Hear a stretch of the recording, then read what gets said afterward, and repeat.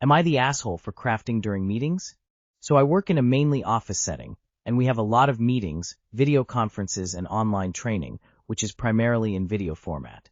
I've always needed something to do with my hands, thanks to ADHD, and if I don't then I cannot focus on things that isn't reading properly, which is ironic because I also have dyslexia. I've also been crocheting and knitting since I was little, and it's something I do a lot while at home watching TV and movies because it helps me focus. In uni I used to crochet and knit in lectures because it helped, and no one seemed to have a problem with it. The lecturers actually encouraged it when I asked, and said as long as it helped me focus I could do whatever I wanted.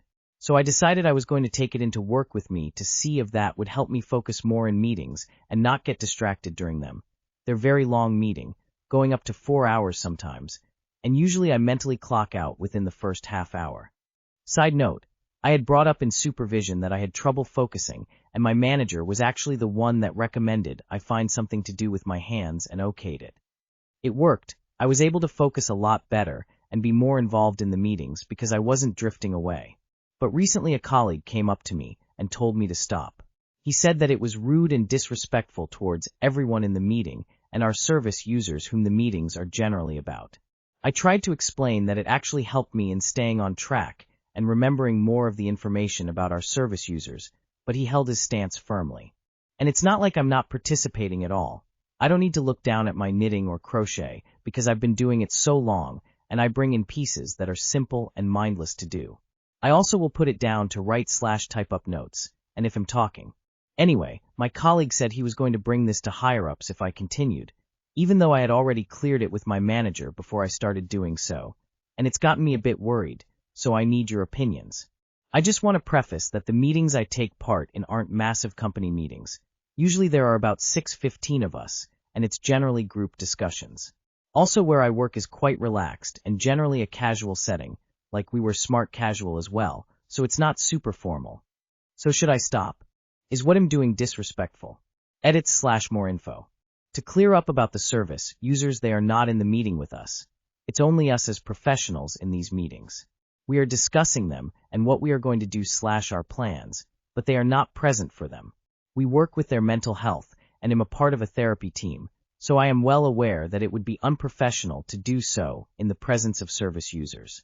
Additionally, the people within these meetings are generally people I see every day, so they're not all strangers. I have tried a lot. I get bad side effects from medication, even in general, such as extreme drowsiness and nausea, or some of them just don't even work for me. And these side effects mean I cannot work a full-time job which I love, so I'd rather be unmedicated and have to deal with it myself than be ill and not working. Thank you all for the recommendations on other fidgets I could use as well. I'll give some of them a try.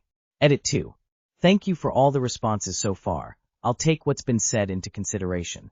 I'm going to speak with my manager on Monday and ask if we can talk about it at the beginning of the next meeting to get input from everyone else.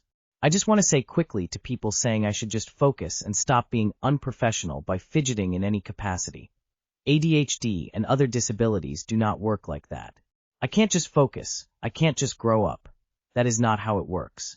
If you can come up with a way to miraculously make me focus without fidgeting, I'm all ears. Okay, everyone giving you a why needs to sit down. You literally cleared this with your manager. It wasn't a surprise to them, and as long as you're focused and participating, that's all that should matter. As a knitter, I am with you. As a worker, I'd be very wary of doing this for fear of losing respect. If it were a video meeting, I'd be with you. However, in person is a different ball game. I also have ADHD and find meetings difficult to stay on track with if I'm not doing something with my hands. Now I WFH and my hands can't be seen in the meeting, so crochet or a fidget toy works for me. Usually the latter, as I often need to share my screen as well. I would have a talk with your manager and team about 4-hour-long meetings and their efficacy. Even a neurotypical person is probably struggling to stay focused in that time.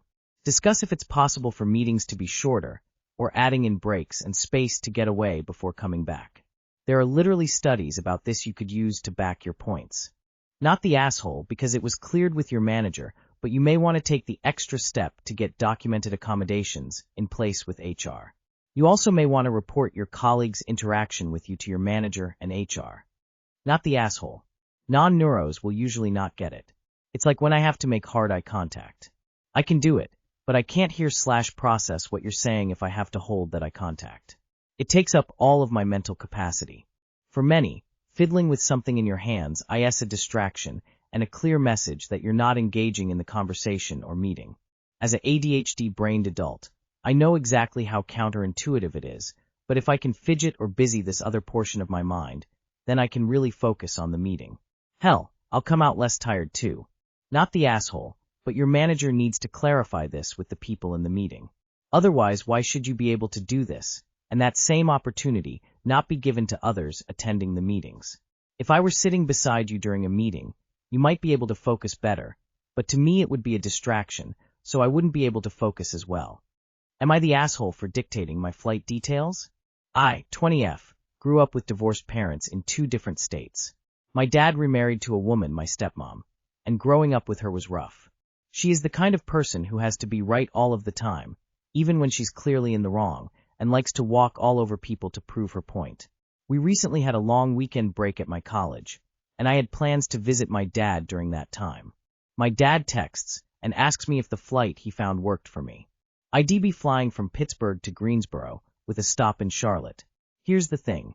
Normally I just fly directly to Charlotte as it is a quick and easy trip. Also, Charlotte is 30 minutes closer to where he lives. I mentioned that because the last 2 flights I was on, travels that weren't to my dad's, had issues with the connections, where due to weather and mechanical problems I was stuck and had to be put on a new flight. Also, I am a resident assistant and needed to be back on campus by a certain day and time, and don't want being stuck somewhere to prevent me from returning when I need to. I then politely asked if I could just be put on the direct flight to Charlotte I usually take, and he said that was fine. He booked the flight and all was good. Fast forward to the day after I arrive, stepmom and I are driving to the grocery store. She asks me out of the blue why I requested a different flight than the one to Greensboro. I gave her the same reasons I gave my dad, only for her to overpower me with a, "But you aren't the one paying." I calmly explained to her that I understand I'm not the one paying, but my dad asked me for my input, so I gave it based on my parameters. She then raises her voice and goes on that sometimes we have to be inconvenienced to save money, especially when it comes to flights. I calmly reminded her that she has always pushed me to speak up more and be more communicative, so that is simply what I did.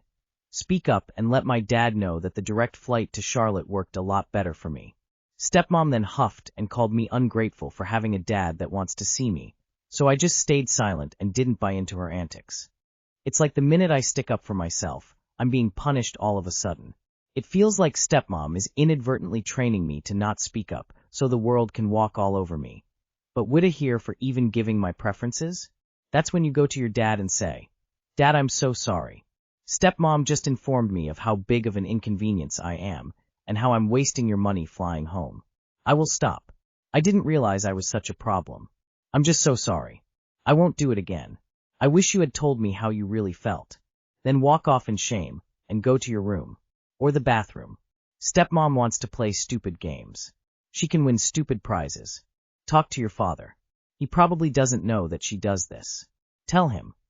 I hear from stepmother that the 2 of you feel that I shouldn't be asking since I am not paying, but then why did you ask me for feedback? Not the asshole. When you give her information, she weaponizes it. OP, Dad and I worked it out. SM, but you didn't answer my question. OP, I worked it out with Dad. SM, why won't you tell me why you changed the flight? OP, because I worked it out with Dad. Please enjoy the look of frustration on her face when you repeatedly respond with non-answers. I wouldn't mention this so as not to engage, but /she isn't paying either. It's between you and your dad, and this is none of her business. Keep that in your mind, don't share it. Not the asshole. Have a private talk with your dad. Let him know what she said without offering any judgment or questions. Important. Tell him this as an FYI, that way he does not feel he has to defend his choice of wife. That is a hot mess that you do not want to stick your fork into. Instead, mention how much you love him and how happy you are to be home visiting. Tell him how much you appreciate that he asked for your feedback. He can take care of the rest behind closed doors. Not the asshole. Talk to your father, let him know what she said, and that if cost was a factor, you would have liked for him to have let you know that, not be berated by her about it after the fact. Also, I try to avoid Charlotte Airport at all costs for connections. Flying in or out equals heavy check mark. Flying through equals cross mark. Not the asshole. You did the right thing by not rising to the bait. It would have been a no-win situation for you. As long as your dad asks for your preferences, tell him. Am I the asshole for changing my childcare situation? My husband's sister used to watch my 2.5 years old 2 days a week during the school year. She floated the idea a few summers ago. I was upfront that he was already in a super affordable $350 per MO program, and the absolute max our budget allowed was $400 per month. My MIL and sister help me, and I have a flexible schedule, so I only need 2 days of paid childcare. I realize $400 is not a lot, but I was extremely clear about what we were able to pay. Before this school year started, my SIL asked to increase the cost to $500 per month. I was set to student teach in a matter of weeks, and it was relatively last minute, so we said yes.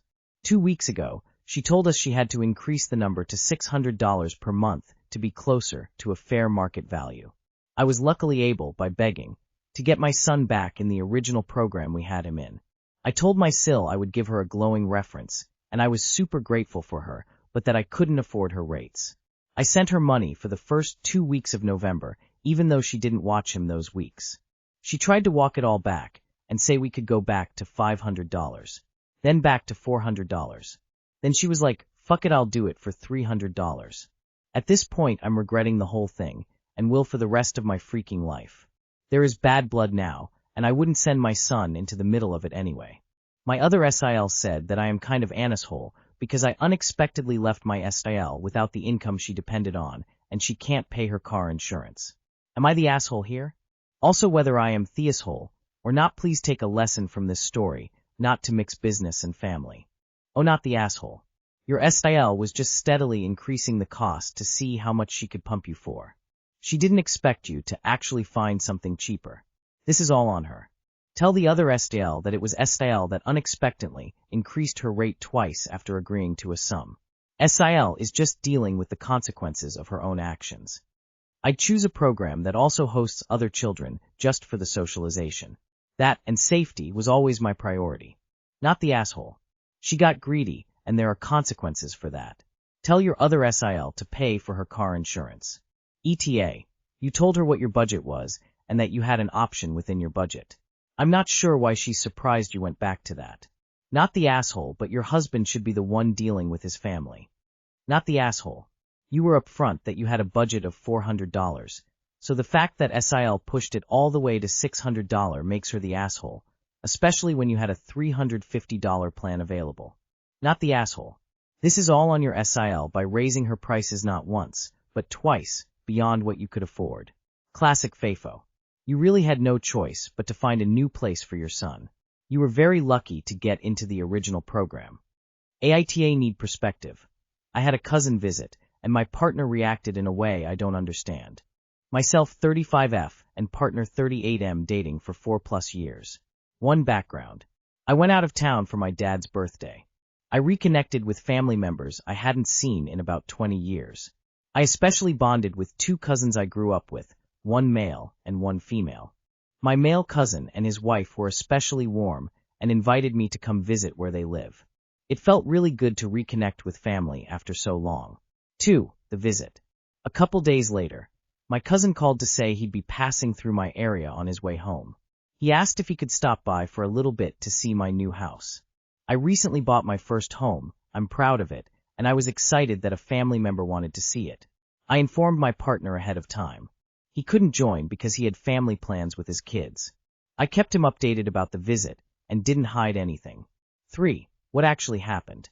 My cousin arrived around 8:30 p.m. I made some food. I had 2 glasses of wine. He had a couple drinks he brought. We caught up, talked about family, and I showed him around my house. It was just a simple, normal family catch-up after 20 years. 4. My partner's messages during the visit. Partway through the visit, he texted asking what we were talking about and where we were sitting. He said it was suspicious that it took me longer than 2 minutes to reply. I was trying to be polite by not staring at my phone while I had a guest in front of me. 5. The accusation.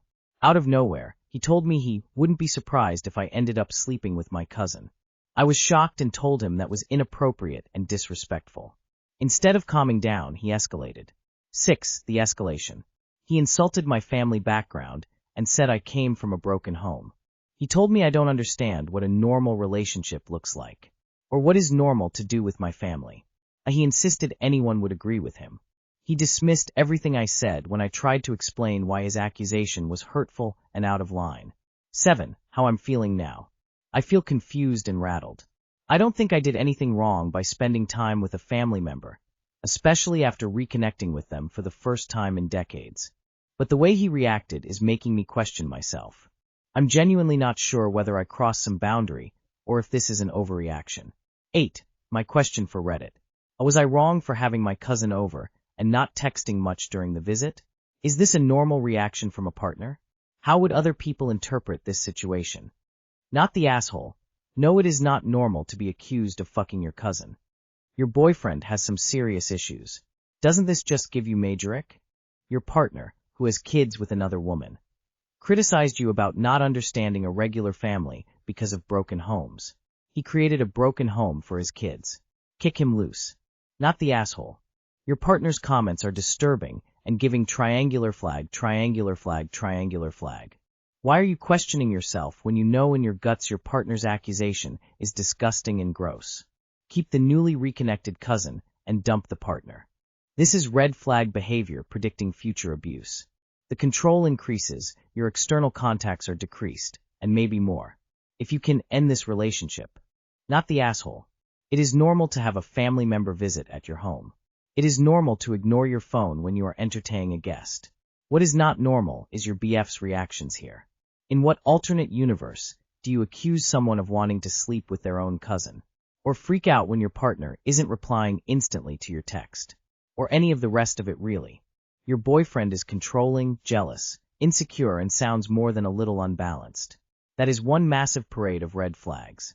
You need to seriously rethink this relationship.